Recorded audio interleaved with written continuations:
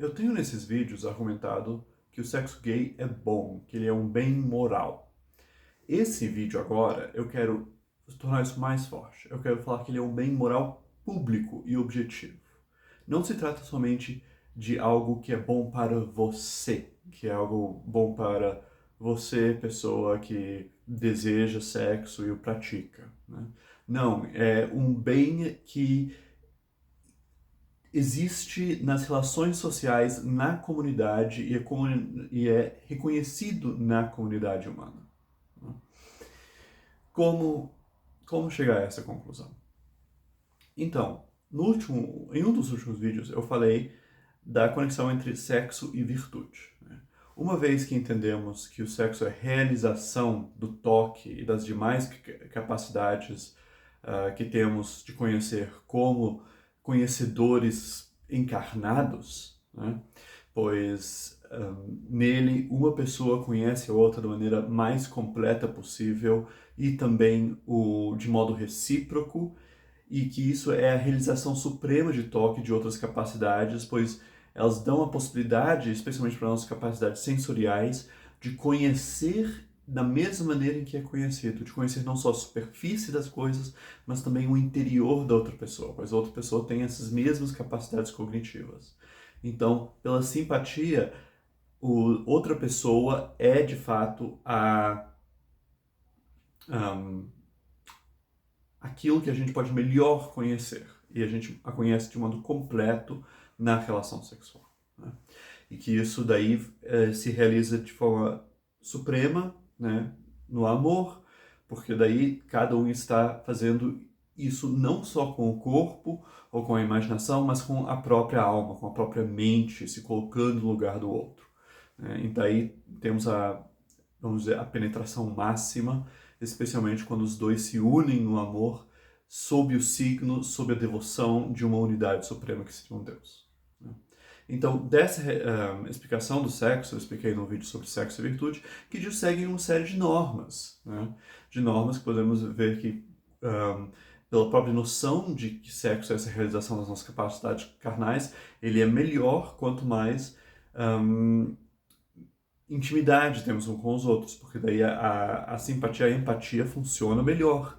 Que ele é melhor quando ele é livre, né? De uma necessidade que ele seja livre, porque se ele é forçado, daí não é conhecimento, você não está conhecendo o outro porque você não está deixando o outro se revelar para você, você está se impondo no outro. E por aí vai. E nesse vídeo eu argumentei a partir da norma, né? Então é uma relação de você como conhecedor e você quer conhecer da melhor maneira possível, né? Então disso você tira uma série de consequências, de intimidade, memória, assumir a própria sexualidade e tal. Isso tudo vai te tornar um melhor conhecedor e daí o conhecimento que você vai ter no sexo vai ser melhor, o sexo vai ser melhor, já que a essência do sexo é essa realização do conhecimento. Agora, qual isso aqui é um relato incompleto ainda. Por quê? Porque ele avalia um conhecimento somente do lado do conhecedor. Mas o conhecimento sempre é também do objeto, né? Ou talvez primariamente do objeto, né? Então, temos que pensar que para que o sexo seja pleno, que o objeto do sexo também deve estar na melhor situação possível. Porém, aqui está o golpe, o objeto do sexo é outra pessoa como eu. E as mesmas características que me fazem ser um conhecedor melhor e, portanto, alguém que transa melhor, e para alguém para o qual a transa é algo mais significativo, também são as coisas que tornam a outra pessoa mais desejável, né? Então, alguém que assume a própria sexualidade, alguém que nos é mais íntimo, alguém que respeita a liberdade do outro, alguém que um, consegue, sabe, resgatar as suas experiências sexuais e as tem na memória, né? Não as põe num canto escondido da mente. Essa pessoa é uma pessoa que vai transar melhor, vai ser mais conhecida e vai conhecer melhor no ato sexual. Ou seja, essa norma que temos, essas normas que podemos desenvolver da ideia de sexo como conhecimento não é apenas uma coisa que fica entre eu e a norma, né? É algo que também fica entre eu e o outro, eu e os outros, né? São normas comunitárias, né? E nesse sentido elas são objetivas, elas não ficam apenas dentro da minha mente, elas se sustentam dentro do próprio tecido de relações sociais, né? E isso se liga à ideia justamente de beleza, né? De beleza e atratividade sexual, que não envolve somente aspectos físicos, mas envolve também aspectos morais, né? Porque isso que falamos, por exemplo, beleza interior, beleza da alma, é justamente a pessoa que, pela sua virtude, é uma pessoa mais centrada, mais resolvida consigo mesmo, mais de posse de si, e isso dá tesão, né? Isso torna ela alguém que é mais desejável para o sexo, alguém que vai ter um sexo melhor.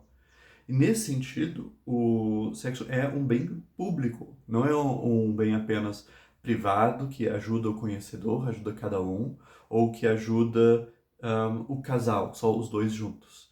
É também um bem que existe entre todas as pessoas, né? E isso daí se manifesta no fato, por exemplo, que temos instituições públicas ligadas ao sexo, né? Diferentes culturas, diferentes sociedades, por exemplo, têm diferentes regras uh, sobre a regulação do sexo, sobre o matrimônio, né? E algumas podem ser super complicadas, né? Envolvendo várias relações familiares que precisam ser levadas em conta. Porém, o fato que há essa instituição pública de regulação, de regulamento do sexo, é porque ele é ele mesmo um bem público.